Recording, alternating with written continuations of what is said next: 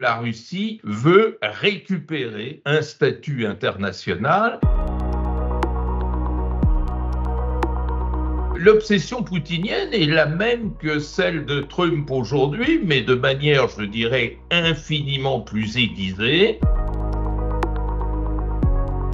L'attente de Poutine est de pouvoir, sinon restaurer la puissance russe du temps de l'Union soviétique, du moins d'être un des co-gérants de l'ordre international et singulièrement de l'ordre européen. Je ne pense pas, contrairement à ce qui se dit généralement, que la priorité numéro 1 de la Russie soit de reconstituer l'URSS ou de conquérir de nouveaux territoires. Ce que je pense, c'est que la Russie veut récupérer un statut international et tant que rien ne sera fait, des choses qui ne conviennent pas aux attentes de la Russie jouera la carte de la pression. Et effectivement, la Russie a les instruments de cette pression et surtout, ça c'est le levier d'action qu'on n'attendait pas, mais qui est en train de faire mal, y compris à l'Europe. La Russie a une capacité de mobiliser en sa faveur les pays du Sud global. On l'a vu ne serait-ce qu'hier à l'Assemblée générale des Nations Unies, où aucun État francophone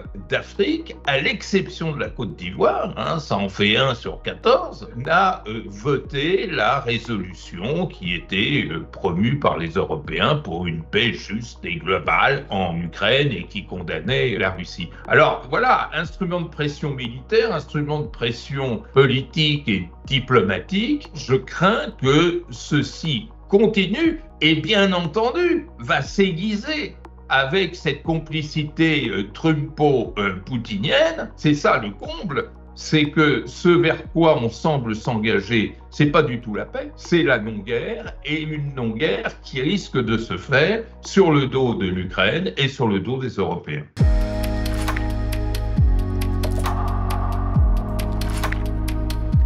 Je ne sais pas faire des prévisions. La conquête territoriale, c'était peut-être quelque chose que Poutine avait privilégié au début des années 2020, et singulièrement évidemment le 24 février 2022 lorsqu'il a agressé l'Ukraine, comme façon justement de revenir sur cette scène internationale dont il avait été marginalisé, en se disant qu'en plus ce serait aussi un trophée de cette conquête territoriale qu'il pensait facile, qui était bon à prendre au passage. Il a quand même dû tirer les expériences de cette défaite militaire en Ukraine. L'homme croyait qu'en 3 jours, il pourrait conquérir toute l'Ukraine, entrer dans Kiev, et je vois mal dans ces conditions, après le revers essuyé sur le plan militaire, comment Poutine pourrait se lancer dans une entreprise autrement plus périlleuse dès lors qu'elle toucherait directement des pays membres de l'OTAN et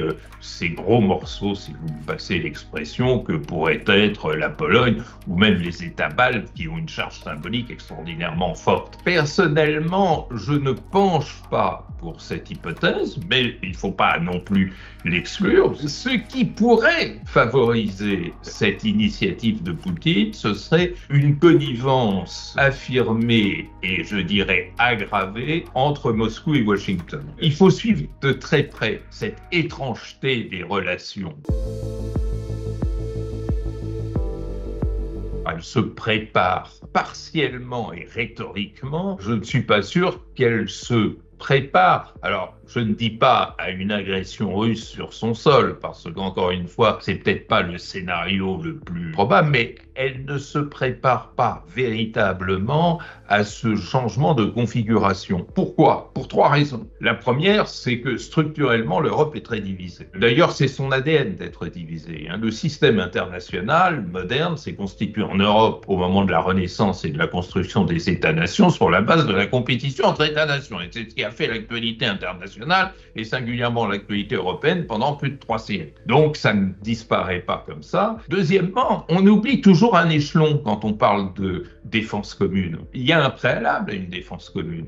c'est une politique étrangère commune. La défense, ce n'est qu'un instrument. Si vous n'êtes pas d'accord sur une politique étrangère commune, vous avez peu de chances de pouvoir construire une défense commune. Et puis, il y a un troisième élément qui est en même temps culturel et pratique, qui est que, consciemment ou inconsciemment, l'avouant ou ne l'avouant pas, on peut dire la totalité, même l'aile autonome de l'Europe, a considéré que sa sécurité est entre les mains des États-Unis parce que c'est moins coûteux et en ce moment la dimension économique ça compte, et d'autre part parce que c'est aussi une façon de ne pas affronter les grandes questions dont je parlais tout à l'heure. Donc cette culture atlantiste, elle n'a pas disparu.